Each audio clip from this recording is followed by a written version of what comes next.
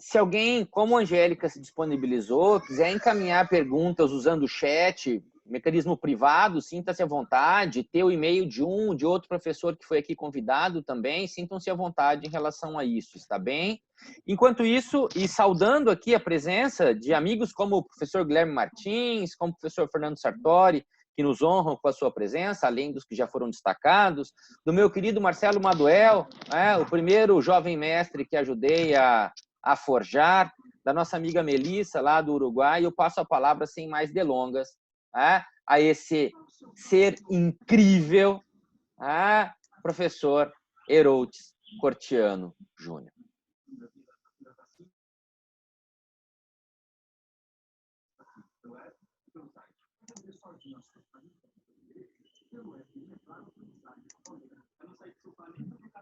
Eu não sei se a palavra já veio para mim, porque houve uma interrupção aqui, mas vou me apropriar dela.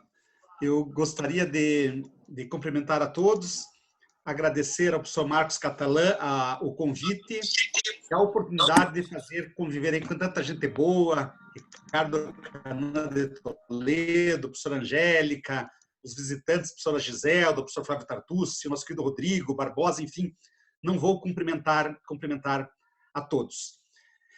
Eu confesso que eu fui traído pelo alfabeto, porque num encontro desses meu nome devia começar com Z, para que eu falasse depois de todos eles. Basta ver aqui como... Devia ser Zeroutes, na verdade. Basta ver aqui a belíssima fala, refinada do professor Andrés Marino, lá, que vem desde o Uruguai, professora Angélica, que é uma unanimidade.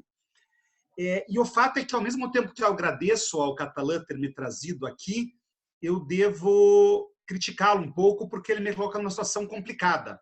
Quem sou eu para falar de revisão, de resolução, enfim, desses institutos clássicos de direito civil com tanta gente bem mais competente. E aí que eu vou fazer uma proposição um pouco diferenciada, professor Catalã. Talvez eu fuja um pouco do que me foi pedido, mas eu espero aí, pelo menos, descansar a cabeça de vocês depois de tanta coisa boa falada.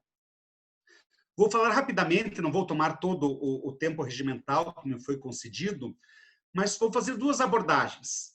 Em primeiro lugar, os impactos da pandemia, do coronavírus, enfim, da Covid, nos contratos, ou seja, o impacto, por assim dizer, direto, imediato, mas num segundo momento, que eu reputo mais importante, eu gostaria de falar de um mundo pós-pandemia, dos impactos da pandemia, dos impactos que estamos a sofrer, para depois que passar toda essa triste situação na qual nós estamos vivendo. E aí eu começaria dizendo o seguinte: em primeiro lugar, temos um problema sério, a pandemia traz várias questões e nós temos que dar algumas respostas a ela, e o direito, não só a economia, não só o Estado, não só a filosofia, mas o direito tem que dar algumas respostas.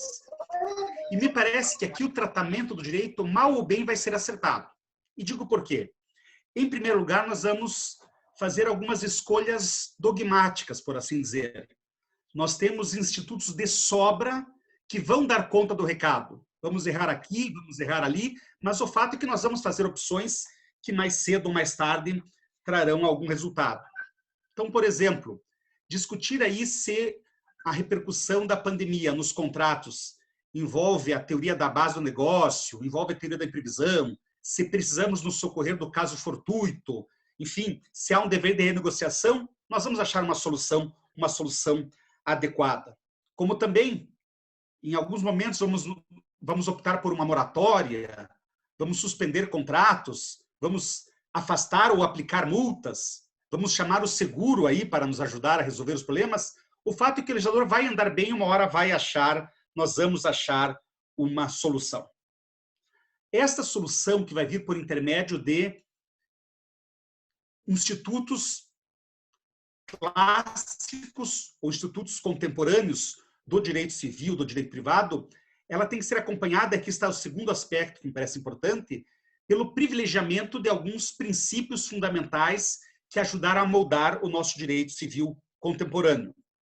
Não preciso falar mais nada, depois da brilhante fala do professor Andrés, não preciso falar mais nada. Solidariedade, boa-fé, dever de renegociação, a preocupação com os comportamentos oportunistas, Então, nós vamos ter que casar aí os clássicos institutos com os institutos contemporâneos. E alguma solução vai vir aí. Em terceiro lugar, estas soluções que nós estamos pressionando o legislador a dar. Temos aí vários projetos de lei, como todos sabem. Essas soluções vão passar por institutos clássicos e por princípios contemporâneos.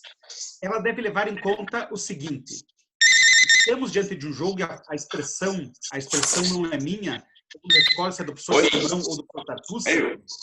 Estamos num jogo de perde-perde. Vamos esperar o nosso querido professor Fernando Sartori desligar o telefone e depois nós voltamos aqui. Brincadeira, Fernando. Então, vejam, o fato é o seguinte: todos vão perder. O fornecedor e o consumidor, o empregador e o empregado, o locador e o locatário. É realmente um jogo de perde-perde. E nós vamos ter que alocar os prejuízos tendo em vista isso. Me parece que essas três diretrizes dão conta do que eu poderia trazer aqui nessa primeira etapa da minha fala, nesse nosso debate. Quais sejam? Vamos usar os tradicionais institutos, vamos usar os contemporâneos institutos e vamos ter a ciência que estamos num jogo de perde-perde. Claro que não é muito fácil isso, não é muito fácil isso. Vejam, em relação ao primeiro tópico, que institutos utilizar? E aí o debate, os senhores sabem, está muito profundo, está muito refinado. Para usar um só exemplo, para não cansá-los, como vai se dar aí a revisão dos contratos? É a teoria da base, é a teoria da imprevisão, enfim, não é muito fácil. Em segundo lugar, se vamos trazer à tona cada vez mais fortificada a solidariedade, a boa-fé, o dever de renegociar, a proibição de comportamentos oportunistas, também não é fácil. Vejam, se já não é fácil trabalhar com boa-fé, com dever de renegociar, com boa-fé, com solidariedade em tempos normais, muito mais difícil será em tempos pandêmicos. Vou dar um só exemplo, um fato que me chamou a atenção numa leitura qualquer da Folha de São Paulo esses dias. O grande problema aí dos comportamentos oportunistas. Eu vi a informação, eu não sei em que país aconteceu isso, em que mundo jurídico aconteceu isso, mas uma empresa de telefonia celular, preocupada com a necessidade que as pessoas têm em tempos de pandemia de terem acesso à telefonia, distribuiu à farta aparelhos celulares. À primeira vista parece ser um grande incremento, parece ser uma benesse excelente. Mas não será isso também um comportamento oportunista? Porque essas empresas estão captando uma clientela. O fato é que vai ser difícil escolhermos os institutos, vai ser difícil trabalharmos com os instrumentos contemporâneos. E, por fim, o jogo perde-perde. O fato é esse: ninguém quer perder. Absolutamente ninguém quer perder jamais. E aí vamos ter o problema de o direito equalizar, dar iguais oportunidades com transparência para saber quem vai perder mais, quem vai perder menos. De qualquer maneira, eu tenho certeza que vamos achar um bom caminho. Até porque, vejam vocês, me parece que todos esses projetos legislativos que estão aí sendo dados a enfrentar o tempo pandêmico nunca foram tão afetados pela doutrina. Eu acho que nós estamos retomando um protagonismo que perdermos há muito. Eu não vi um projeto de lei que envolva pandemia e no qual não haja referência a um jurista, à opinião de alguém, a um livro, etc, etc. Ou seja, o legislador começa a dar atenção à doutrina. Mas o que eu gostaria de falar mais, professor Catalã, é que a segunda parte da minha fala é de um mundo pós-pandêmico. Essas mudanças vão repercutir na nossa vida pós-pandemia. Nós não podemos esquecer que esses tratamentos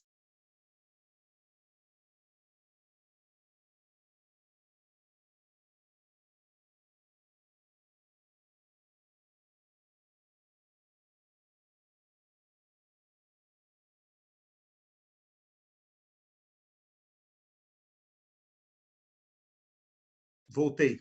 Desconectei por um tempo, mas soltei. Todos me ouvem? Então vamos lá. E aí, sobre esse mundo pós-pandêmico, como nós nos prepararmos para o mundo que vem depois, eu proponho também, cartesiano que sou, falar de 3 aspectos. Primeiro deles, a transitoriedade ou não transitoriedade dessas mudanças que estão por vir. Em segundo lugar, o problema da geração Millennium, que nasceu no ano 95, mais ou menos. A geração que está agora, nos anos 2020, ingressando no mercado de trabalho. E, em terceiro lugar, falar de um novo mundo, que é o mundo digital. Então, vamos lá. Em primeiro lugar, essas mudanças que estão ocorrendo, eu me refiro à legislação, nós temos que atentar que elas não vão durar até 30 de outubro. Os senhores sabem que as crises, elas aceleram o progresso. Talvez um bom exemplo seja a Segunda Grande Guerra. Todos aqueles pequenos e grandes avanços tecnológicos, para ficar num só exemplo, da Segunda Guerra Mundial, por exemplo, em termos de balística ou em termos de avanço da medicina, mudaram totalmente o mundo. Ou seja, foi a crise da guerra que permitiu mudanças que duraram para sempre, para o bem ou para o mal. Para o mal, criação da bomba atômica, possibilidade de extinção da humanidade. Para o bem, o ressurgimento da proteção à pessoa humana. O fato é que as crises aceleram o futuro, elas vão para além de um período. Ainda que as normas dos projetos de lei digam o contrato será renegociado até dia 30, haverá uma moratória até final de outubro, não aplicará multa e assim por diante, o fato é que talvez aqui alguns avanços venham para ficar para sempre. Eu vou dar um exemplo, e aqui a maravilha da tecnologia que eu acabei de receber no meu celular. O governo do estado de São Paulo acaba de apressar ou apresentar um projeto de lei, aproveitando o discurso da pandemia, um projeto de lei para aumentar o ITCMD. O argumento é, precisamos arrecadar mais, mas é evidente que este aumento do ITCMD, se passar, tem a professora Giselda, com o seu maravilhoso livro, Se Dele Morrer, me olhando emblematicamente, o fato é que essa é a típica mudança que vai durar para sempre, certo? Eu tive a oportunidade de escrever há um tempo atrás sobre, talvez, a oportunidade que a crise dá de nós desburocratizarmos o testamento. Enfim, tenhamos em mente isso. As mudanças que vão ocorrer, elas durarão para sempre. E aí é a hora de nós acertarmos bem a legislação. Talvez tenhamos avanços nunca vistos. Como alguém colocou ali no chat há pouco, teremos o mundo antes corona e depois do corona. Em segundo lugar, e acho que isso é muito importante para nós refletirmos, a geração Millennium, aquela geração que nasceu ali no final dos anos 90, anos 95, etc. Na verdade, corrijo, a geração que hoje tem 22, 23 anos, 24 anos, que está ingressando no mercado de trabalho, não vai encontrar o mercado de trabalho adequado. O fato é esse. Vai vir uma grande crise econômica e as oportunidades de ingressar no mercado de trabalho serão cada vez menores. As possibilidades de um emprego formal remunerado, no sentido clássico, serão cada vez melhores. E a tendência de uma geração que, com 17, com 18, com 20, com 25 anos, está precisando produzir, porque ela deixa de ser consumidora e passa a ser produtora, a esperança, quando ela não encontra lugar e posto no mercado de trabalho, ela se destrói. E haverá uma grande tendência desta juventude em abandonar os ideais da democracia liberal e se apoiar em governos fascistas, em governos ditatoriais que se preocupem única e exclusivamente com a questão econômica. Isto é fatal. Quem precisa sobreviver não quer saber de liberdade, não quer saber de igualdade, não quer saber de proteção a valores existenciais. Então, eu acho que nós temos que ter um certo receio disso.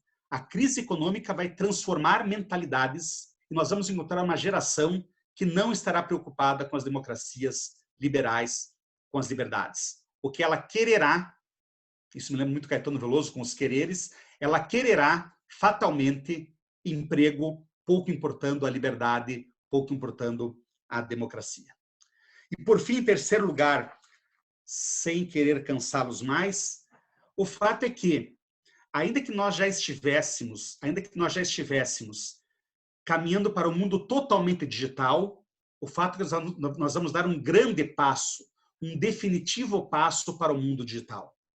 E no mundo digital, para voltar ao tema específico proposto pelo professor Catalã, Qual é esse mercado digital?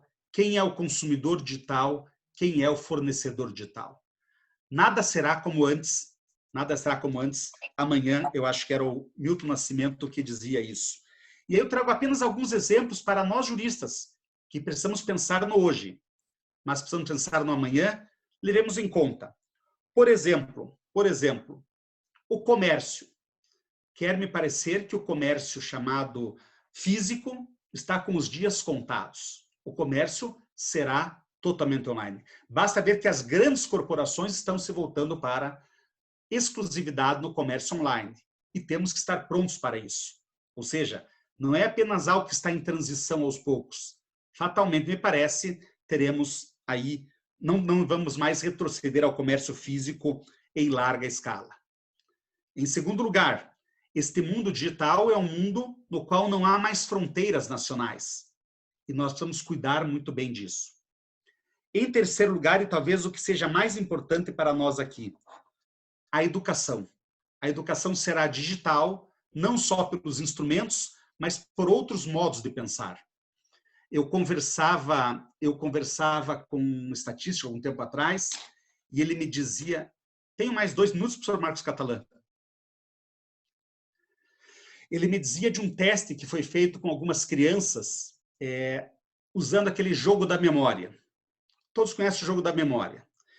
Um grupo de crianças, o jogo da memória físico, ou seja, aquele no qual ele vira uma peça, raciocina e tenta encontrar a outra. E outro grupo de crianças usou um jogo da memória no computador, com o mouse, ou seja, apareciam as figurinhas, ele clica numa para abrir e clica na outra. Qual foi a conclusão dessa pesquisa? As crianças que usavam o critério intelectual, ou seja, da rememoração, tentavam lembrar, demoravam muito mais para achar a peça correspondente do que aquelas que usavam o jogo da velha digital. Não porque aquelas crianças fossem mais inteligentes ou de melhor atividade mnemônica, porque aquelas crianças trabalhavam na lógica do sim-não. Ela clicava uma peça e ia clicando na outra, até encontrar a peça correspondente. Ou seja, ela fazia o computador trabalhar para ela. Uma é a lógica do raciocínio, outra é a lógica do sim-não.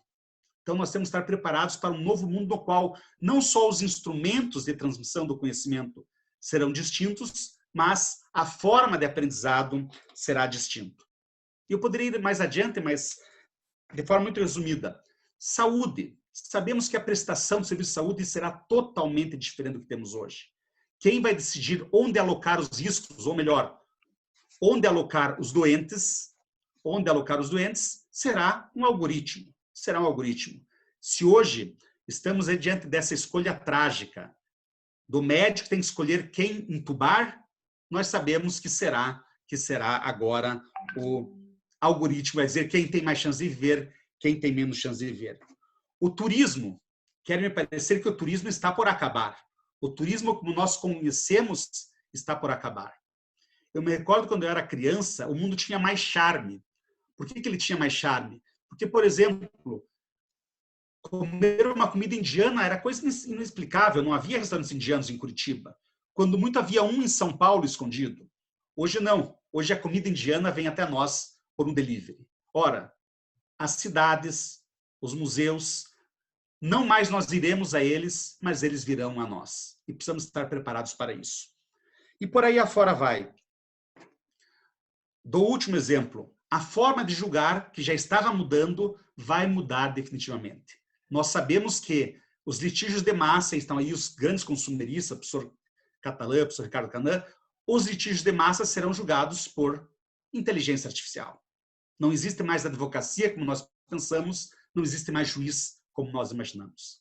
Quero dizer com isso, uma das grandes consequências desta pandemia, que parece vai se estender durante muito tempo, me parece ser sepultar definitivamente a modernidade. Sepultar em que sentido?